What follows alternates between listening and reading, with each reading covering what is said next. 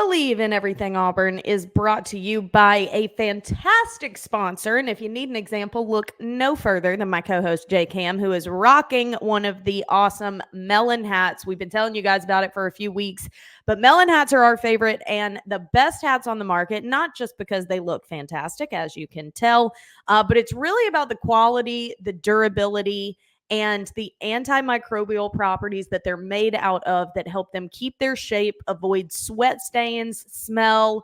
And Jason actually has a little personal testimony. You were just telling me you were at the lake this past weekend and they live up to the hype. Yeah, I went to the lake this weekend and of course it was extremely hot. Yeah. And, I had my hat on and I tell you what, my head felt extremely good and cool. Hot right there.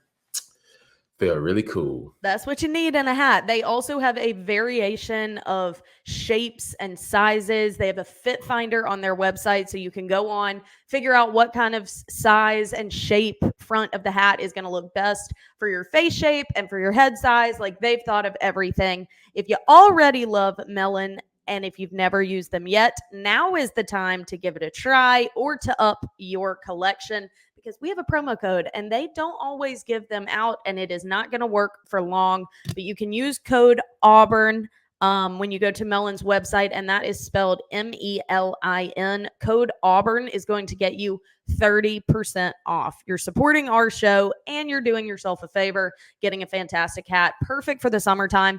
Also perfect for Father's Day. That is coming up very soon. If you haven't gotten your dad a gift yet, you want to go ahead and do that. And Melon hats are a great one to do. If he's an outdoorsy guy, a lot of golf stuff, a lot of lake, a lot of pool, beach time, Melon is your one-stop shop. Promo code Auburn for 30% off. War Eagle, everybody. Welcome back to Bleav in Everything Auburn. Your loyal hosts here with you today, Taylor Davis and Jason Campbell, here to break down everything Auburn and what all has been going on the past couple of weeks. We've got a national championship to talk about. Spring meetings have been happening down in Destin. Some recent news that is affecting all of college sports.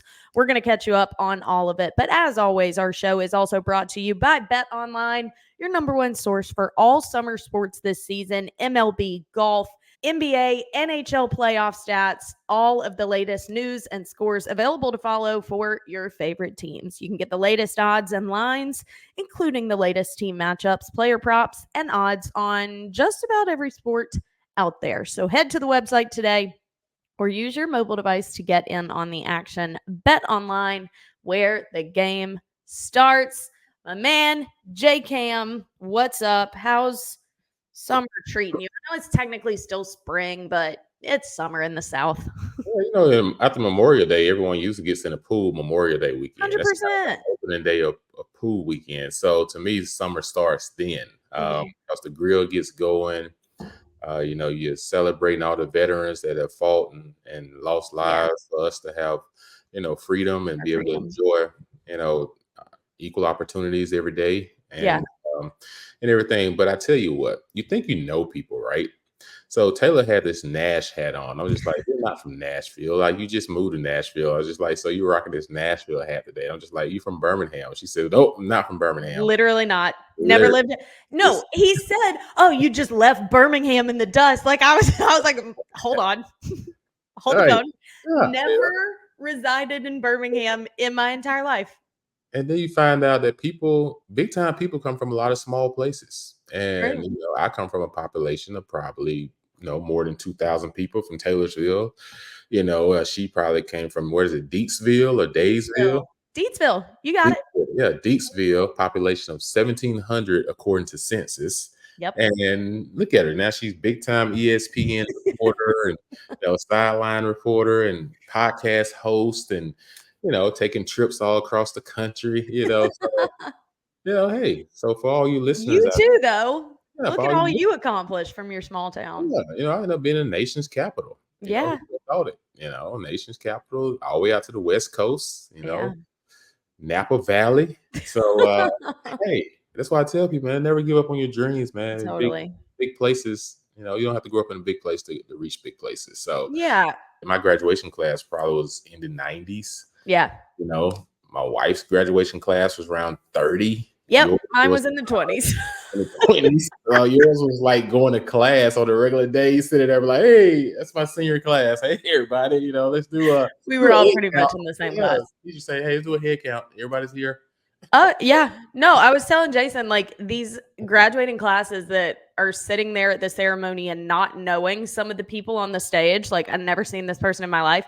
I knew everyone in my class. I knew their grandparents. I had probably been at their house for Christmas. I like legit, we all knew everything about each other because there were so few. It's a wonder I'm not completely weird, honestly. Like, my high school experience was so different. But then I went to Auburn. So, like I was telling you, I feel like I got the best of both worlds because there was something special about going to a small high school. By the end of it, I was so ready to get the frick out of there, though. And I look back and I'm like, it did not prepare me well. I credit Auburn for everything that I've accomplished, and my high school experience I would do differently. Yeah, I guess playing sports is differently. I guess because when like my nephew graduation class was like 740 some kids this past year. Now, I wouldn't do all that. That is absurd. We had a graduation party at my house, so you had about 125 students just rolling through, and I'm out there trying to DJ and Nice. everything. Yeah, so I'm DJing high school's party. Hey, you're so cool. Hey, we got having a good time. I like shoot. I bet you were. Yeah, having a great time. Going around messing with people about my nephew and stuff, and some of the other kids I coached because I coached AAU basketball for like 3-4 years. About 10 of them I knew already, but when I got to Auburn, though, it didn't feel like 30,000 students. I guess because on the football team, it's like 85 scholarship and then 15 on something like that. So you're around those guys more so than you are around. Like, yes, I go to class, and class was different. I'm sitting in class, there's 100 people in one class, and teacher doesn't know if you're there or not. But I was at all my classes, so if anyone wants to know, I was at all my classes. We had a strength coach that would check everyone's class. And if you weren't there, your butt was 5:30 on Saturday mornings pushing the sled. No way. Yeah, so you better be in class. That's pretty cool. But so it didn't feel that big. I don't know for you, you didn't play sports in college, but I don't know if you felt the 30,000 people, but it didn't feel like 30,000. Yeah, I think when I was in like a lecture hall and there were 300 people in like an auditorium for a class, it would dawn on me.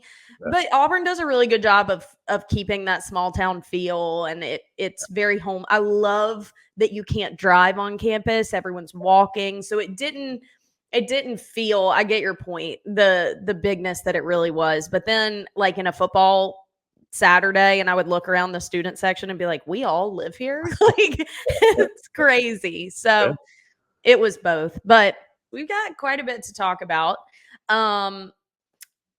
Difficult to do, but we certainly want to send our condolences and prayers and well wishes and everything imaginable to the Battie family.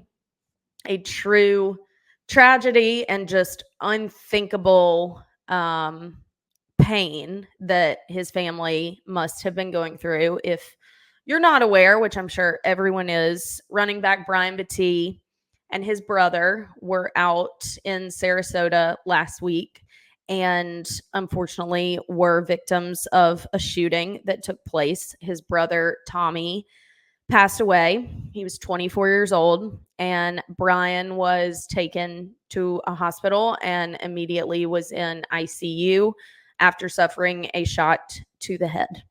It is truly like like even saying it out loud, like I can't even comprehend what his parents and loved ones have been going through. You're grieving a loss, and you're also outside of the ICU praying that your other son holds on.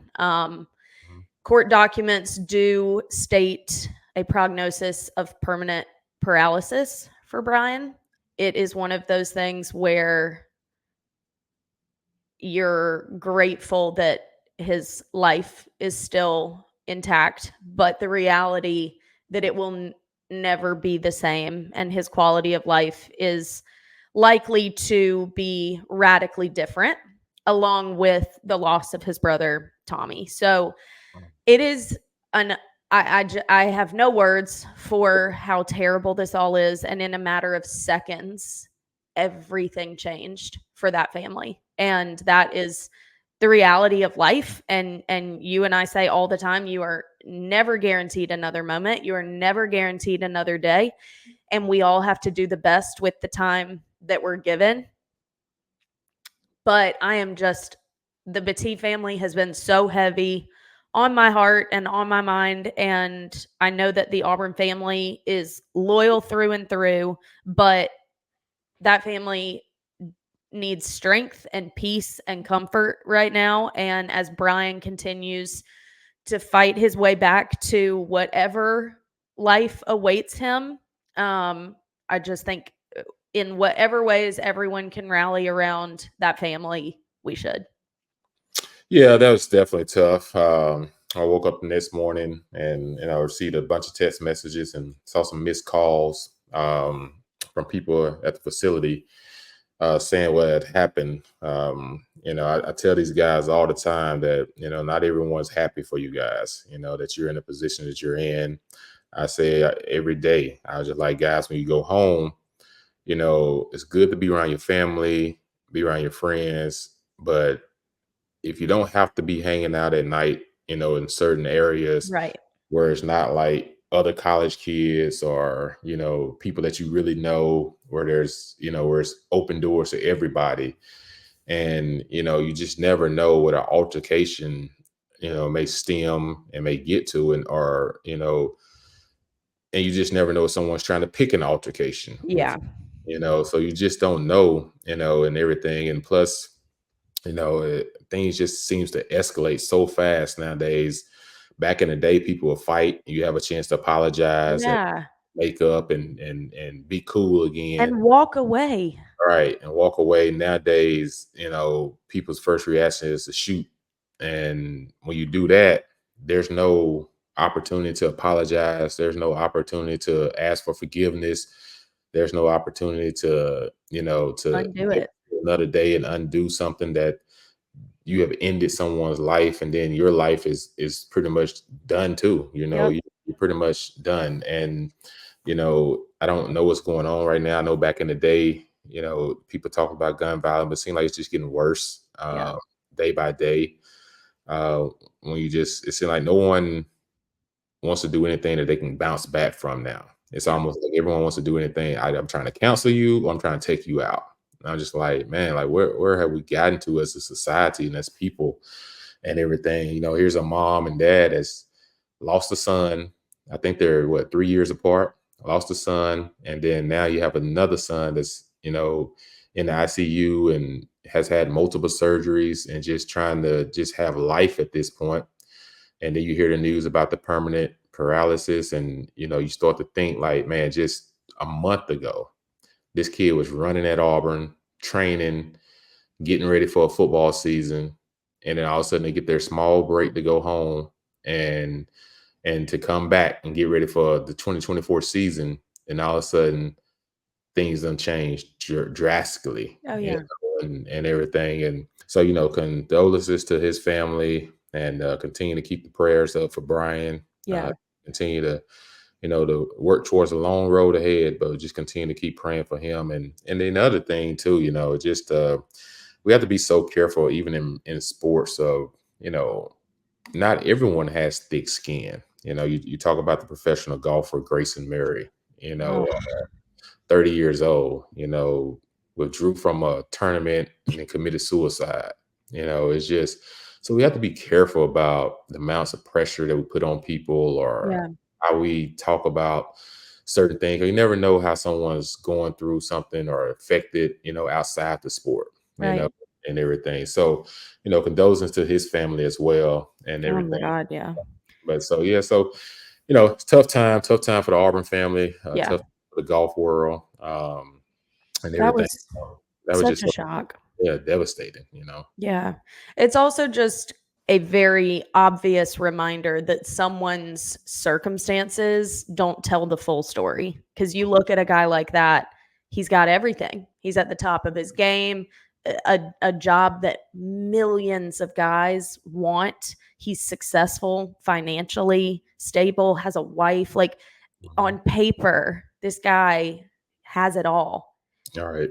and wanted to end it. So it's the outside perception of someone doesn't tell the full story, and it's not an indicator of what they're dealing with internally. Yeah, and the biggest thing too is that's why everybody needs mentors. You know, Yeah. in every phase of life, it doesn't Yeah. matter.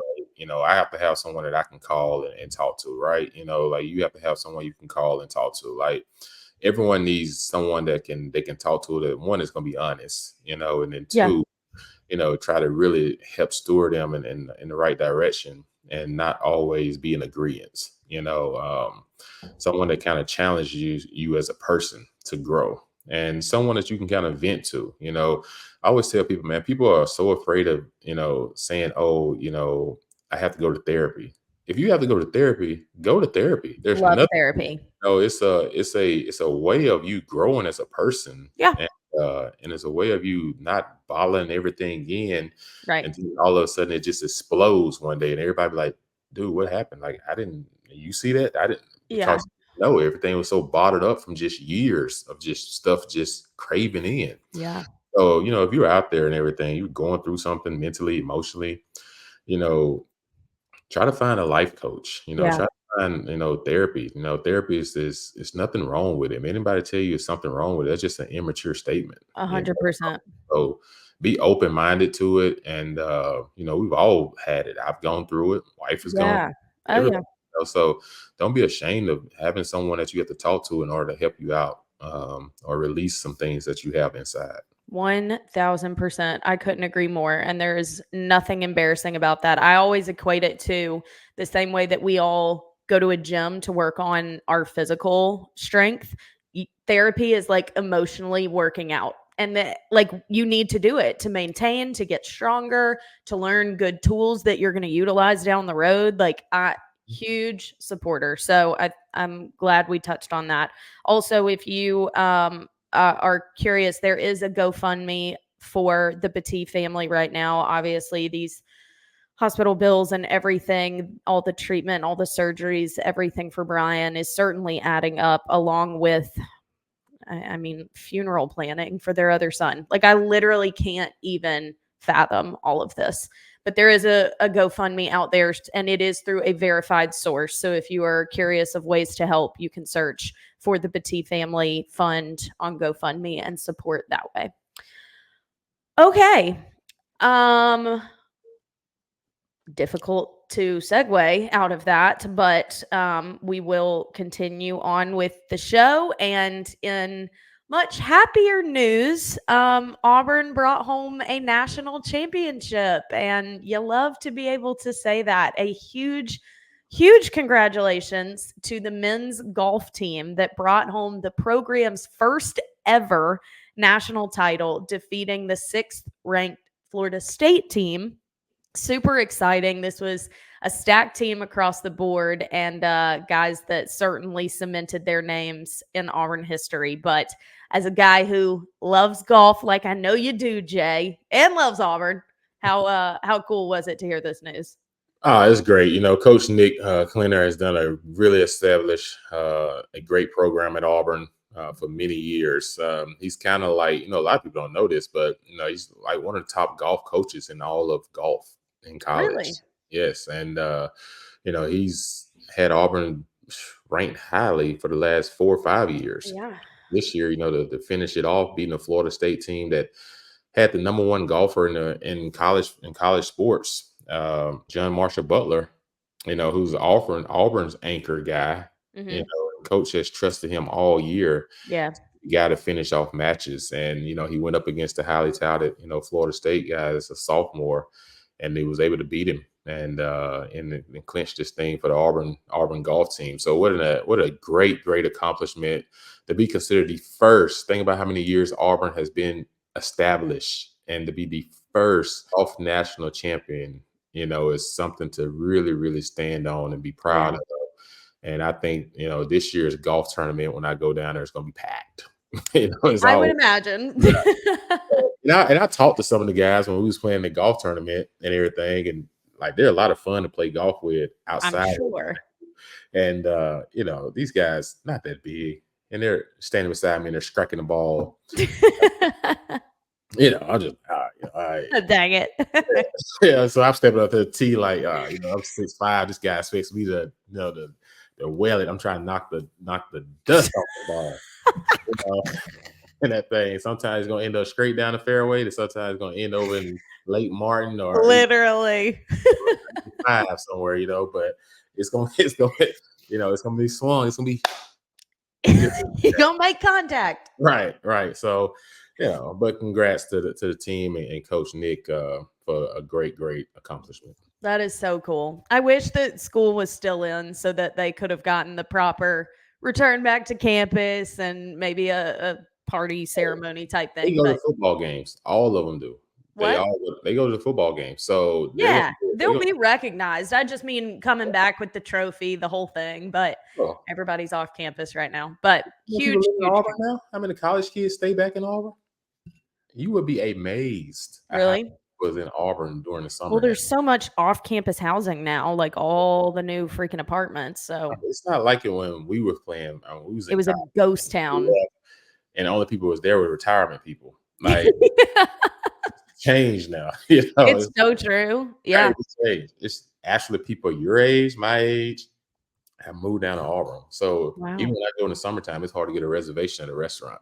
Man, I think a lot more students stay in the summer too. That wasn't really much of a thing when I was there. Some of my friends stayed, but not really. My sister stayed during the summer, and that's where she and her now husband started dating. So maybe that's where I went wrong. Summer school. You should summer school. Yeah. All right, moving on.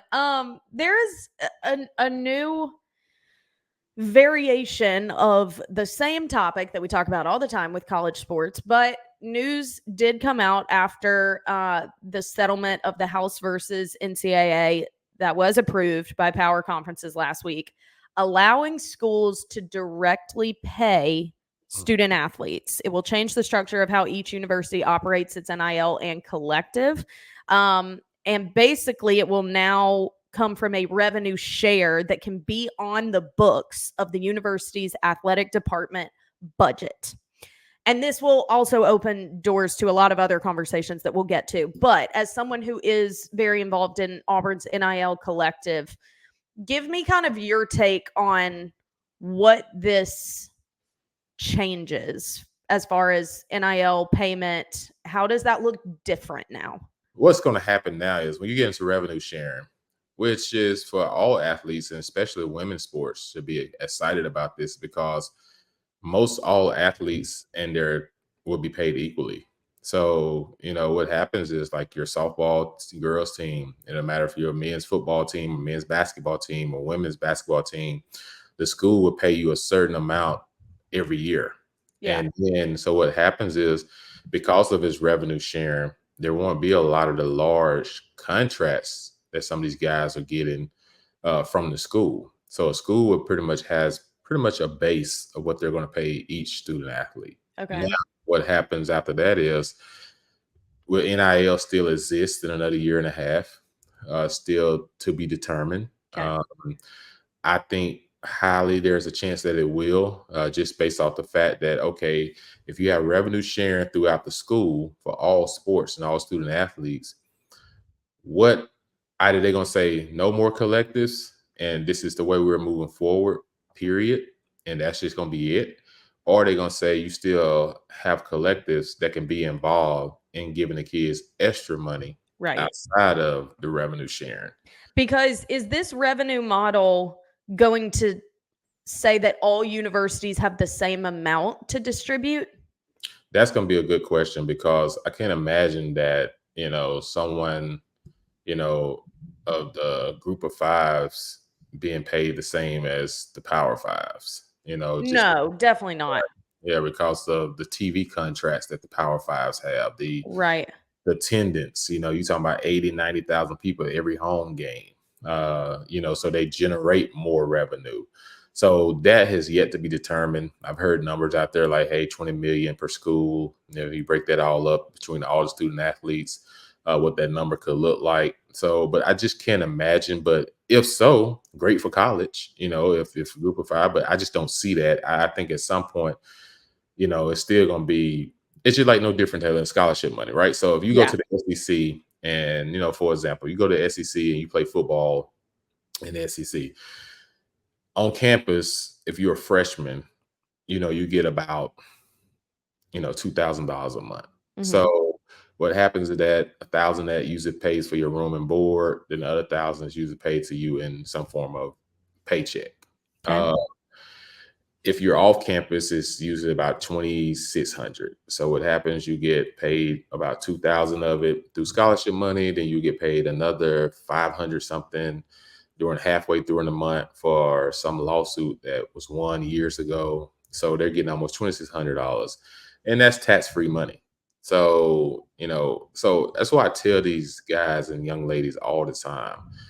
I say, do you really, really realize how far ahead you are? I say the fact that before NIL, you're still getting scholarship money Right. and it's tax free. And plus your school, room and board and books is paid for. I say that's a lot that you don't even know that's out there. Otherwise, you'd be having a debt of $200,000 when you leave college. But you think about a group of five. So what I just told you, our kids get almost $2,600 a month in scholarship money. A group of five only gets like $1,400 for the whole semester. Wow. You see the big difference? That's a Frick. huge difference, Yeah. right? But then they get like another 3,000 or 4,000 in one check to pay for their rent and bills and stuff off campus if you're a group of five. So Wow. that means your apartment can only be $500 a month. Yeah. Where SEC guys are killing it, and everything. So that's why I say, a lot of stuff people don't know, but it is still a huge difference, and that's because of the revenue. Yeah.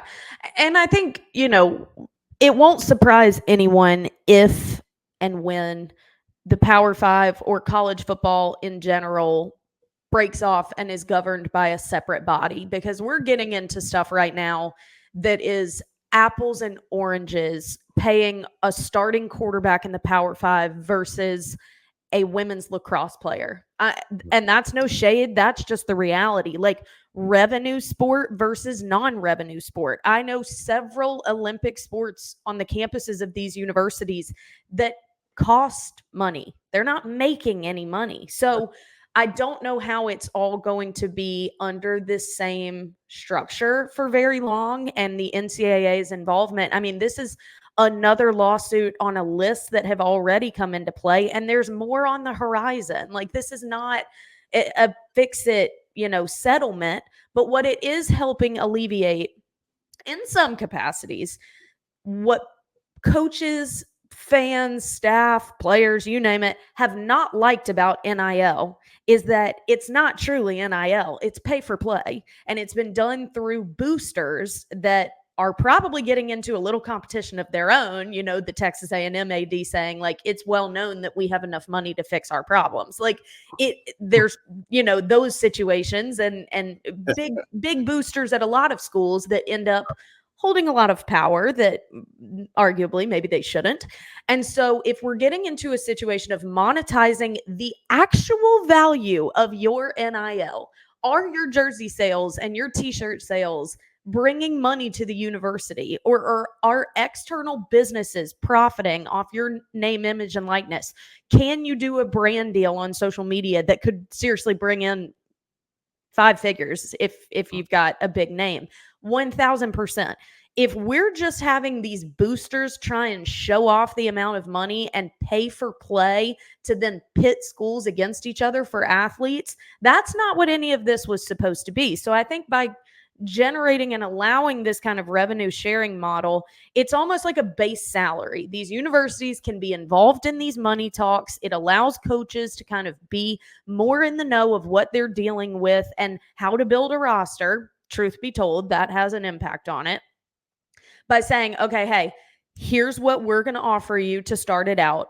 your NIL collective then truly becomes like an additional marketing campaign. And it may hinder if your performance hinders. And that's how the working world really is. Like what you do, how you perform, and your consistency on the field is going to have an implication on the extra payment that this NIL collective can garner. That is how I see it being beneficial. Well, that's the real world. Like you only get a raise in your salary if you do what? You're productive, and you outperform your contract. Right. And then you get a raise, So the problem is a lot of these kids come into college with the mindset of, oh, I deserve. Oh, you haven't played it down yet at this university. You haven't shot a basketball yet. You haven't even walked foot on campus yet to class. Right. So you can't say what you deserve. I was just like, no, you have to go and earn and then work your way up, to grow your NIL. So, but the thing is too, I think people got tired of watching what we've seen the last couple of years in bowl games. Like it's been horrible. It's just like, why we even play on them? So I think they're trying to get back to a way of getting college football back to what it used to look like while still paying the student athletes. Right. So they're trying to figure out a way to put some respect back on the game. Because a lot of it has been lost over the last 2 to 3 years. So, no one wants to see the Georgia-Florida State again, like, come on, like, really? Sure don't. All right. Sure don't. So we'll see what happens moving forward. But it's just like you were saying, though, some sports do cost the school money. That's why your football coach is your highest paid coach on salary in the institution. Why? College football brings in 75% of a university's revenue. Yep. So your football coach has more pressure and he has to win right in order to bring in the revenue to the school to support everything else. Right. To fund all the other sports. Yeah. Now I say this, Bruce Pearl has done an outstanding job at Auburn of generating a lot of momentum in that sport that has now help capitalize to football, but you still got to think if there's 9,000 some fans at a basketball game, they play 20 home games, it still doesn't even come close to a tenth of what the football brings in per year. Exactly. Because there's 87,000 to 90,000 people at a home football game. Yep. So that just goes to show you the difference in the revenue. But that's why I say I think collectives will still be around. I agree. Because you have to have, collectives in order to help everybody. Right. So that's what I think when it comes down to it, because there's concern that people that work for us at On to Victory. I'm sure. Like, are we done? Like interns and other people that work for us that depend on getting paid per month. Right. Their job.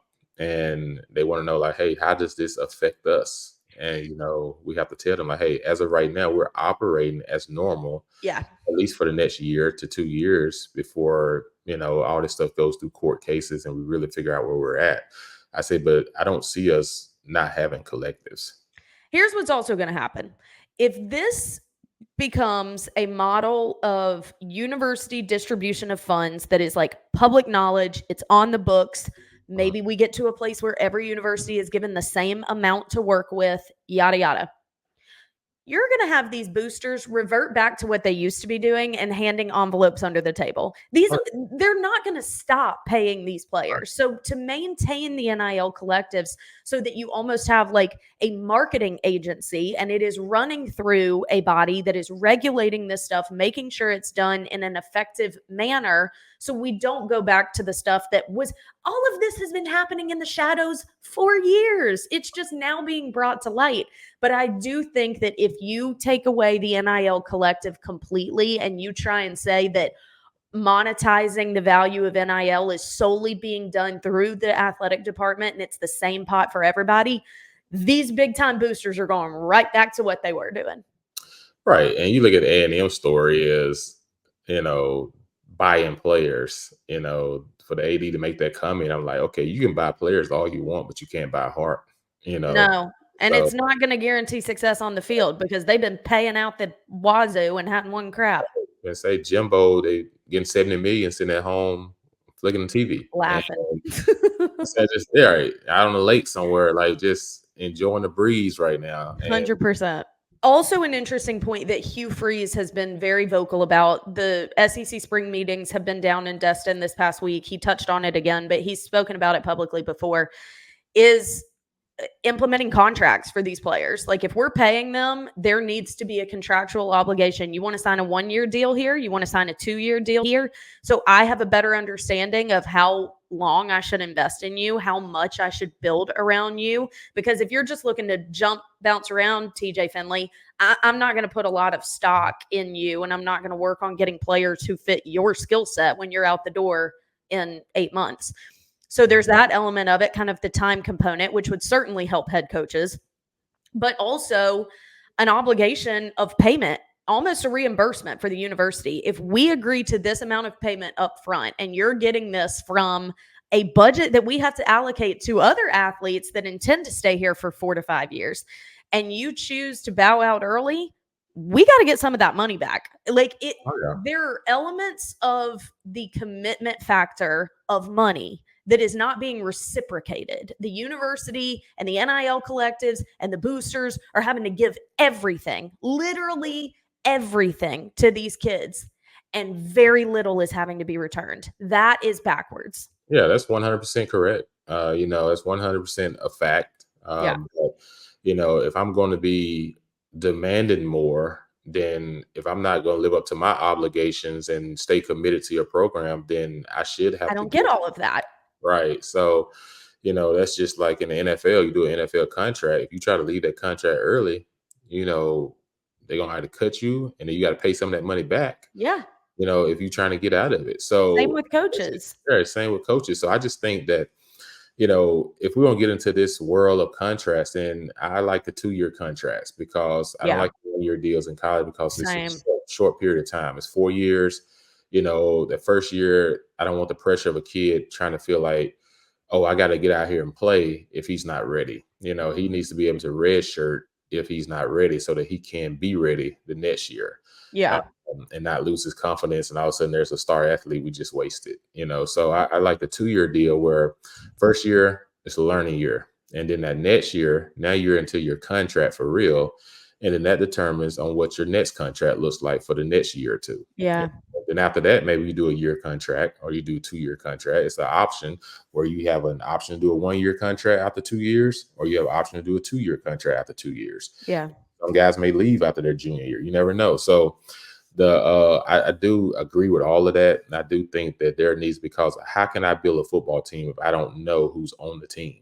It's insane. Year to year is open floodgates of free agency. How can I build around a quarterback if I don't know if he's going to be here? How can I build around his running back, or build my offensive line if I don't know what's plans in the back of his mind, if he's staying or going? He may tell me he's staying, but then all of a sudden at the end of spring, he may say, "Oh, I'm out." Yeah. You done built this thing around him. So I get all of that, and I totally agree with all of that. And I like the element of helping the schedule for these coaches a little bit too. Like, if we had a contract situation and it was like a term for negotiations of contracts and whatever, and then it was done, the details of your deal are in writing, you committed to 2 years, like, this is what it is, kind of thing. Because literally Hugh Freeze told me in the middle of season, when I had one of Auburn's games, that a player had walked into that office, scheduled a meeting with him that week, and came in wanting to talk about how he thought he should be paid more in the middle of season. All right. Yeah. And coach looked at him and said, we're at that point, I don't know how many games we had lost, but like, did I miss the amazing season that we were having, that you specifically were having? Coach told him, like, I'm gonna need to see more from you on the field before I talk about money with you. Like, get out of my office. What is this? Like, we're preparing for a game, and you schedule a meeting with your head coach and walk in to discuss needing more payment, and then we lose to New Mexico State. So miss me with the money talks at all hours of every day throughout the year. We need to put this in its appropriate place, which I'm not entirely sure where that is, but these coaches having to deal with this at all times. And honestly, when it has nothing to do with performance and what you've done on the field as a team, ridiculous. So to already have that kind of done and have that be part of the year, we talk deal, we talk money, we sign the papers, goodbye. Yeah, you're looking at the guy that gets hit with all those questions and everything. That's I my don't know job. where you get the patience. So that's a lot of my job is dealing with this year round. Oh God. Used to be seasonal, but now it's become year round for me. We try to get contracts done as soon as spring ball is over with for guys that need to do their contract throughout the season, so that way Yeah. you can come back to us during the season. The other aspect of it is try to do it as soon as December is up. You try to have contracts done that take guys all the way through the spring and all the way through to August that gets us the training camp. So, but like I said, it's still an open door. Why? Because these kids feel entitled that they can come into your room and say, Coach, can you call the collective and see if they give me more money? Jeez. Who do you think that's coming from? It's not necessarily coming from the kids. It's coming from the parents. Yeah. Parents are pushing these kids to ask for more money to get them out of certain situations Right. and everything, instead of just saying, hey, this is the contract. We honor the contract. And dude, if you're doing what you're supposed to be doing, at the end of the year, your next contract, we will give you more, Yeah. because your image and stuff will grow. I was just like, but we didn't tell you to come in here. Like what you're doing right now is what you're getting paid to do. Mm-hmm. So there's nothing exceptional. Is get us 10 wins, get us 11 wins, get us an SEC championship, get us to national, get us to the playoffs. Like do those things first before you start talking about money, because a lot of Charging for more money. are already overpaid. Anyway. 100%. So and everything, you're just like, okay, why do we have to do certain things? All right, we're trying to build a championship football team here. Mm-hmm. And everything. But it's like you say, who's to say when you give a kid a lot that you're gonna get a lot of effort back? It's not guaranteed. Yeah, because some you give it to them and they get worse because they get comfortable. Yep. They stop working hard. They Yep. feel like they've arrived, they've made it. So we're doing a lot of things nowadays where we try to help these kids, like even off the field, financially, try to help them make good business choices, good decisions and everything. But it takes more than just people collective. Like parents have got to like stop pressuring kids. Yeah. If you love your kid and do enough for your kid, trust me, your kid will honor you when they're in a position to be able to give back to you. It's if you got 85 on the football team, you probably got 20 that's that way. Funny you say that, because that's another topic that has been debated in Destin for spring meetings. Last one I wanted to get your opinion on before we wrap up today. With this new revenue sharing model, university paying players, has then come the suggestion that rosters be capped around 85 rather than the typical 115 that these schools are working with, which is 85 is the scholarship number for a roster. Therefore, this would do away with walk-ons entirely as a concept and a reality. And I think we will take away some incredible stories if we do that. Like some of my favorite stories from my entire career, and guys that have gone on to be successful started as walk-ons. It kind of goes back to what we were talking about at the beginning, us being from super small towns. Right. The odds were against us to achieve the level of success that we've had, to have any sort of platform like we do.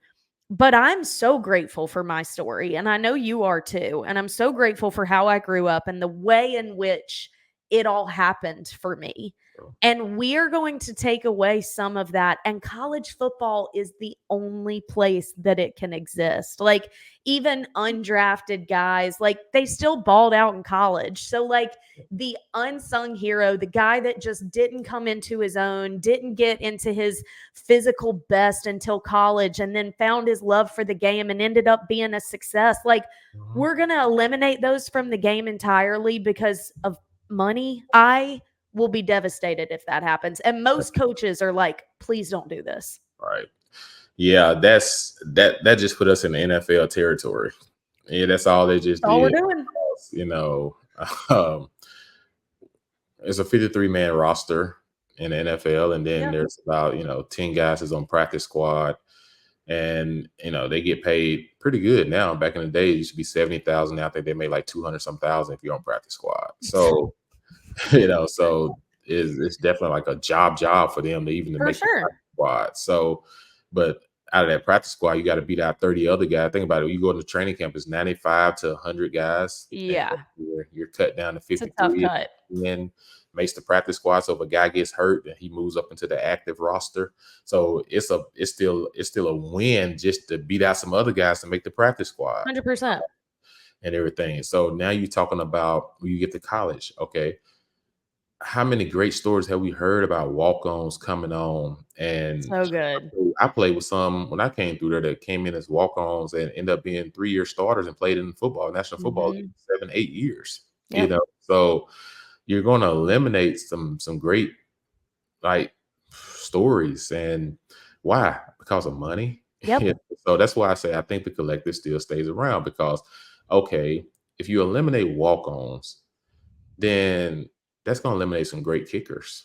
Special teams will be hit big time. A lot of kickers are put on scholarship. So they have to generate, because they want to use that scholarship for more of a bigger role player.